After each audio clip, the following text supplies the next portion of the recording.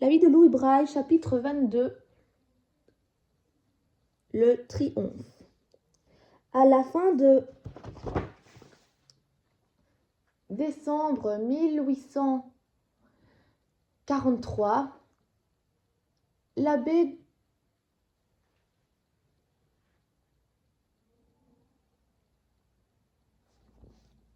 Dupont-Louis, directeur du cimetière de Saint-Nicolas du Chardon, consacre la chapelle sous le vocable de Saint-Vincent. Le 22 février 1844 a lieu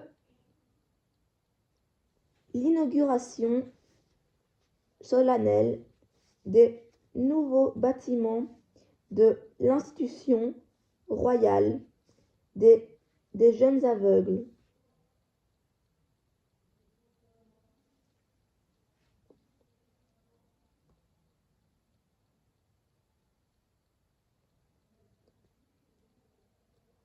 « 94 boulevard des Invalides. Dans la salle des fêtes, devant un public nombreux, les musiciens entonnent une nouvelle cantate à Valentin Haüy, composée par Dufaux et Gautier. Les personnages officiels et les professeurs sont assis sur l'estrade. Braille modestement à la dernière place. Le docteur Pigné a surmonté la répugnance qu'il éprouve à retourner à l'école pour se tenir près de son cher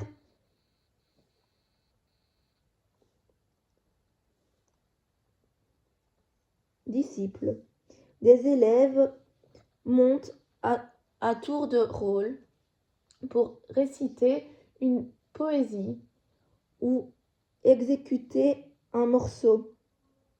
Puis Monsieur Guadi prend la parole. Il va annonce-t-il,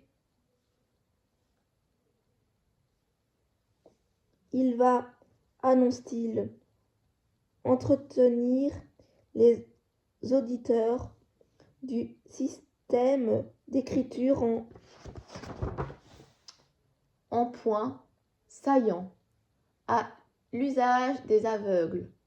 Le cœur de Louis bat à se rompre. Le sous-directeur expose brièvement le système de Barbier et ses inconvénients, puis il explique la conception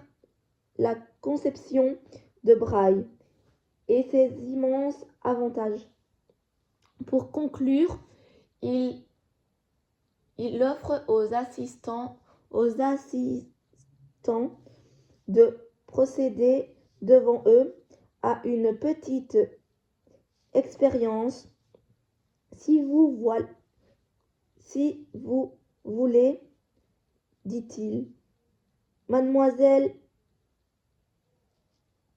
Cali va faire écrire et lire, suivant cette méthode, plusieurs de nos pensionnaires. L'institutrice envoie une élève dehors. Elle en fait monter une autre sur l'estrade et l'installe devant une table. La fillette, toute rouge, prend le dit-il et attend. Qui de vous questionne la maîtresse. Vous lui dicter une phrase ou quelques vers. Aucune réponse. Chacun hésite ou réfléchit. Enfin, une voix masculine s'élève. Ce vers de muse 3 propose-t-elle.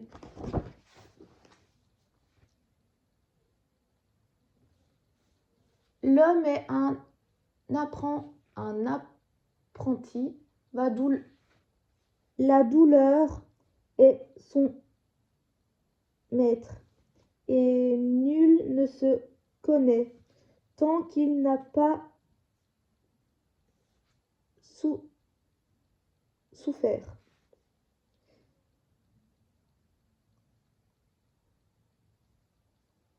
Qu'elle répète lentement les mots. Le silence est général. Seul le bruit du poinçon se fait entendre. Au bout de quelques minutes, la dictée est terminée. L'enfant est remercié et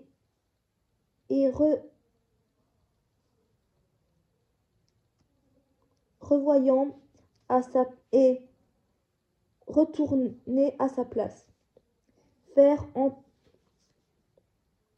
entrer l'autre élève, ordonne Guadi. Celle-ci est très émue. Elle s'assit sur la chaise, les pauvres yeux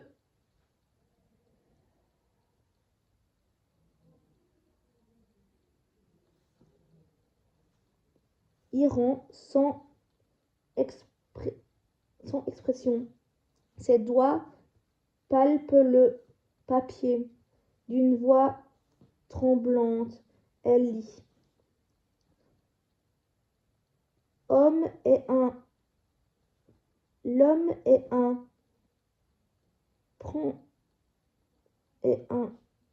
apprenti. Est-ce de vifs applaudissements accueillement ces paroles. Puis Dufaux, en l'absence d'un garçon, fait écrire par un professeur une phrase musicale que l'enfant déchiffre ensuite sans difficulté. L'enthousiasme est à son comble. Braille se lève. Alors, à la demande de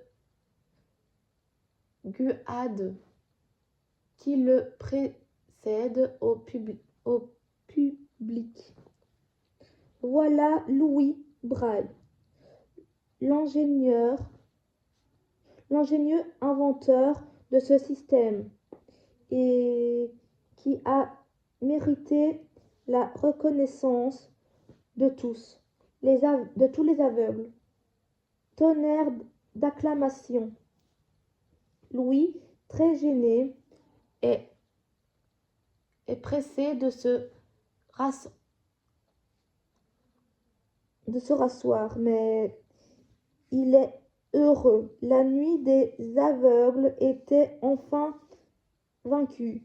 Tous ses frères, désormais, pourraient lire et s'instruire et vivre vraiment.